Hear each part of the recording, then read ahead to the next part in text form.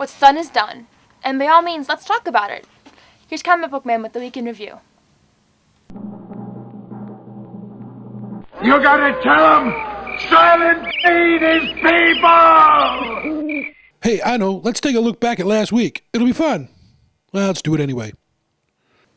Hey folks, how you doing? Comic Book Man here. Welcome once again to my video outhouse. It's time for Week in Review, and this is the Week in Review for Thursday, the 2nd of December, 2010. We had a Thursday shipping delay last week. New books didn't ship on Wednesday, they shipped on Thursday, which confused a lot of people as it always does. But good news. There's no more shipping delays for 2010. There won't be one for New Year's. There won't be one for Christmas because both those holidays fall on weekends. So we skipped the Week in Review for November the 24th because of the Thanksgiving holiday. Everybody, to be honest, was out of the office that week. You got that right. For the holiday. So we skipped over it, so don't go bother looking for one. There isn't one. But for this week, and before I get to it, let me mention once more, as I always do, this is your bookend to Shipshape for Thursday, the 2nd of December. You look at that, you look at this, you'll have a real good feel for what happened this week. And this week we had, as you know, if you watched Shipshape, the end of Matt Murdock's Shadowland.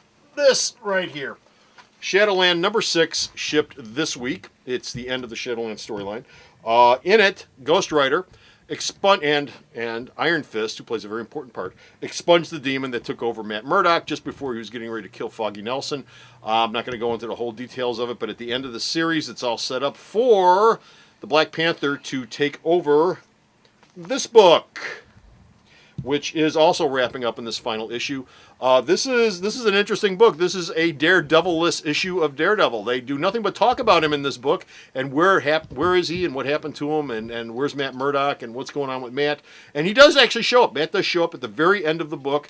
If you remember Bill Bixby in The Incredible Hulk, you'll remember that right away as soon as you read the very last couple of pages of this. But this sets up Black Panther taking over the book. It'll be with number 513. It'll be Black Panther, Man Without Fear. So that's what came out this week. This was the book of the week here at Alternate Reality, the last issue of Daredevil, Man Without Fear.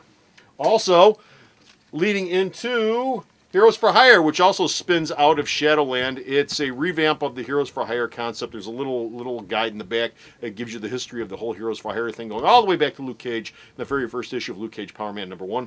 But this is putting a new Heroes for Hire team together, which consists of Misty Knight, who's always in Heroes for Hire, and the Falcon, and Ghost Rider, and Iron Fist, and eventually the Punisher. He's not really in this one, and Elektra, and a bunch of other folks. But they're doing a new Heroes for Hire thing where actually they're going to be for hire. You get on the phone, you call up a special phone number, and you'll talk to one of the heroes, and if you got a problem, they'll come out and fix it for you, as long as you got the money. But that shipped this week, too. On the DC side, we had The Batman 80-page giant. This is a brand new book. There are no reprint stories in this at all. It starts off with a Joker story, and it ends up with a Joker story, sort of, kind of. It's Joker, Two-Face, and Humpty Dumpty. The Joker story that starts it off is quite entertaining. It's all about a TV doctor who decides to make his bones off of doing some psychoanalysis of the Joker, and of course that goes horribly wrong for him at the end of the story. The last story in here is Joker and Two-Face and Humpty Dumpty, and how Joker sort of screws them all over, because, you know, whether you're a good guy or a bad guy or just a regular guy, the Joker going to get you if you try to trust him. In between, there's a bunch of stories. There's a Riddler story with Riddler stealing a statue with Selena Kyle making a guest appearance. There's also a Killer Croc story. There's a bunch of other stuff in here. It's all new. It's $5.99, and it was 40% off the day that it first came out here at Alternate Reality, but it'll still be 15% off for a couple more days here at the store. So if you want to pick this up, come on down. Also this week from DC, we had the Action Comics Annual, which featured Darkseid meeting up with Jimmy Olsen. Now, some of you younger readers out there might be saying to yourself, well, who cares about Jimmy Olsen showing up with Darkseid? I mean, what's the point behind that? Why doesn't Superman show up to fight Darkseid? Well, Jimmy Olsen, way back in the early 1970s, was the guy who originally brought Darkseid into the DC universe. When Jack Kirby came to DC in 1970, Jimmy Olsen was the Superman title that he got to work with, to play with, and that's where the fourth world, his fourth world, which was Darkseid and the New Gods and Mr. Miracle and Forever People, was interjected into the DC universe. And when you read this story, which is quite well written by the ever popular Mr. Paul Cornell, who has been doing the regular series now for a couple of issues, who also was responsible for killing Lex Luthor and bringing death in. But as you read this has got a real 1970s Jack Kirby, Miracle Man, Jimmy Olsen vibe to it in that whole comic book line. It gets wonky and goofy and weird. It's sort of a cross between that Kirby stuff and what Morrison did with Darkseid. And this is very much worth picking up and very much worth reading. I enjoyed the hell out of this. Thought it was quite good. On the indie side, we had a couple of new titles show up. Among them, Lady Death and Marine Man. Marine Man over here is Ian Churchill's character. It's his original creation, which is being run over at Image. It's all about a superhero who lives under the water, and there's a ton of marine facts and figures and information in this book. He's a big marine nut. In the back of the book, there's a little 2-page story about an actual marine biologist who operates, I believe it's in Florida, that Ian Churchill writes up and draws a little story on. But Marine Man himself is a marine superhero who's also a marine biologist. And this is actually quite an entertaining little book and beautiful art. And one of the things that Ian Churchill draws quite well is women, especially big-breasted women, and a couple of them show up in this book bending over and picking things up. There you go, Jeff. Spend some time perusing through that. Speaking of big-breasted women, oh, look who's back. Lady Death came back this week. Lady Death, of course, is... Well, what can you say? There are two things about Lady Death that should jump right out at you, and if you can't tell what they are, you have no business reading this book. They're the two things that have always kept this title going, and I started reading this, and I'm sorry, I just never got into Lady Death. She never did anything for me. Not that I don't like the two things that make her so unique and appealing, but the story itself just doesn't do anything for me. The character never has. But she's back, and I know there's plenty of Lady Death fans out there. So if you're looking for Lady Death, Avatar, doing a Boundless imprint, is bringing her back. And finally, in indie comics this week, we had Bring the Thunder #1. This was by Dynamite Comics published this. This is an Alex Ross story. It's not written by Alex Ross, but it's Alex Ross's idea, and it's Alex Ross's sketch designs, and of course he did the cover here, of a new original character, which caused a little bit of a stink on the internet this week, which we are going to talk about right now with the boys over in the chat room.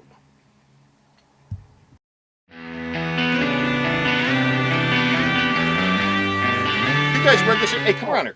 Sure. Let's buddy up over here right now. Let's buddy up over here. This thing, Bring the Thunder, shipped this week at the store. I was just talking about this. I was just talking about this over with the shipping. Really? And this has caused a little bit of a stink. Now, Bo, why don't you tell us about the stink? Yeah, it does. The question is, this was ordered very, very low by retailers because Why? You've got Alex Ross' Yeah. name on it, so that Right. means you should order a little more. But Yeah. the main character happens to be black, Is that why? and this is the second lowest ordered book in Dynamite history. Well, is it because the main character's black, or are there other reasons? Well, that's what people are assuming because it seems to be an unusual coincidence. I mean, all the other Alex Ross stuff, the first issues had numbers of what?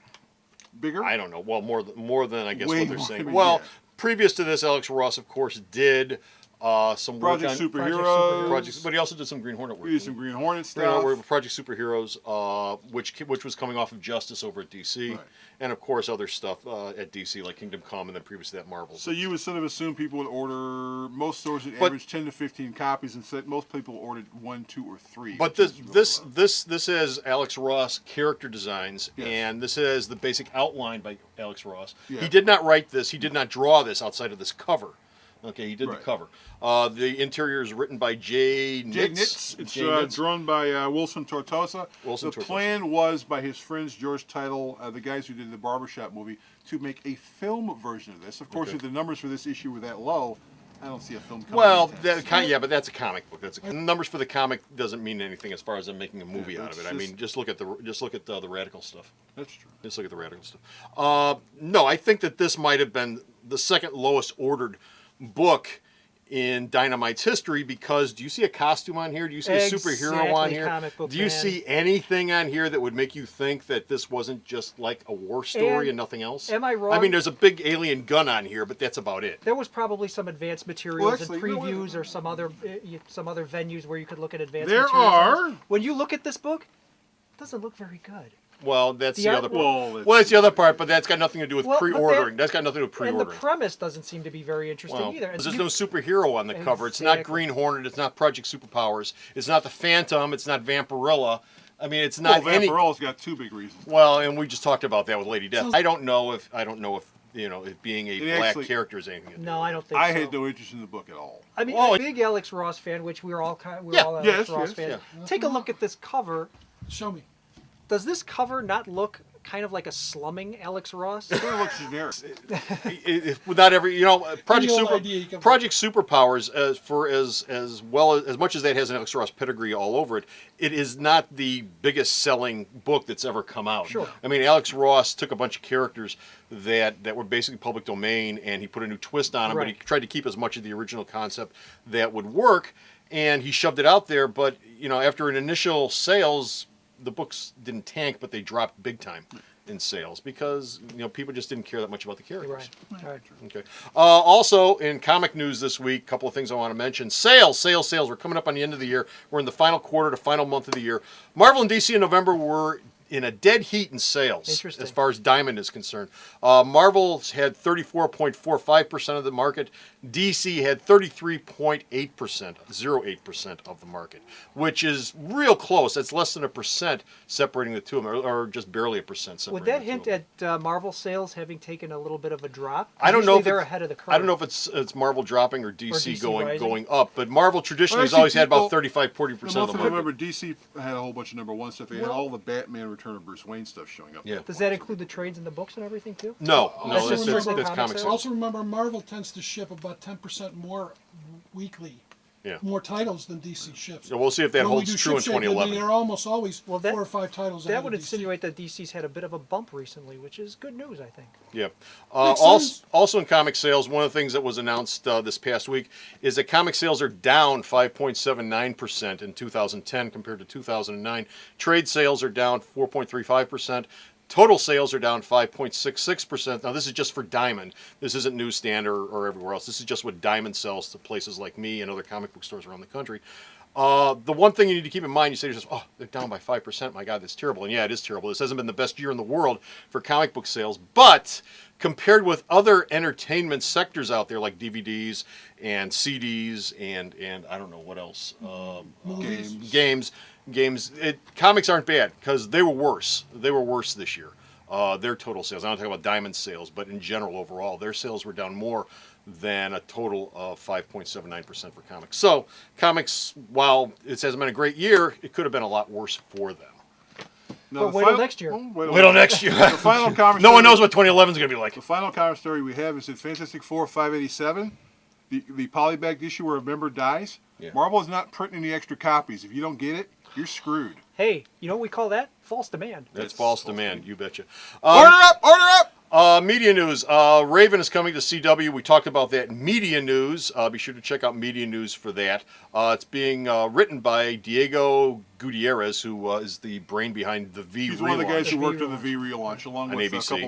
a couple of the Marvel writers. Also, the MGM bankruptcy refi. The judge approved it this week, so MGM is back into production, Got money in including their the pockets. Three Stooges, Three Stooges is back from the grave. which we talked about in Media news also. Back somewhere else. Yeah, well, that that's was true. That's that was back the at first Fox. thing they dumped. Yeah, the Three Stooges. That's a over at Fox. But Hobbit and James Bond are back on the rails again. Okay, and two quick wrestling stories. Jim Ross may or may not come back to Raw. The wrestlers and the people in the backstage want him to come back and announce the shows. Vince McMahon hasn't said yes or no, but he probably will if they keep bugging him about it. Bring JR back. If he can talk, bring him back. He did a hell of a job when he came in for that one little match. Bring him back. And final story, WWE, their tribute to the troops sent Vince and The Big Show and Eve Torres and Kelly Kelly to Afghanistan this past week, where they were promptly They were in a rocket military base attacked. today. They were walking around. They were talking to all the troops, and then that night, the base they were at was basically hit with a missile attack right next to it, which scared the crap out of them. I They're not guess it shooting would. an actual wrestling tribute to the troop show in Afghanistan. They're shooting it at Fort Hood, Texas. Yeah. But they sent them over there to talk, so they'd have video footage for the 3-hour show, which will be on NBC sometime around Thanksgiving. Yeah. So, After year? Thanksgiving, that'd be, Christmas time. Christmas time. So, and that's it for the Weekend Review. We're done. We're finished. We're out of here. Be sure to stop off at the store's website to see more Weekend Reviews. And until next time, this is Comic Book Man This is Bo. And it's JR. saying, Happy Holidays, everyone. Bye. Bye.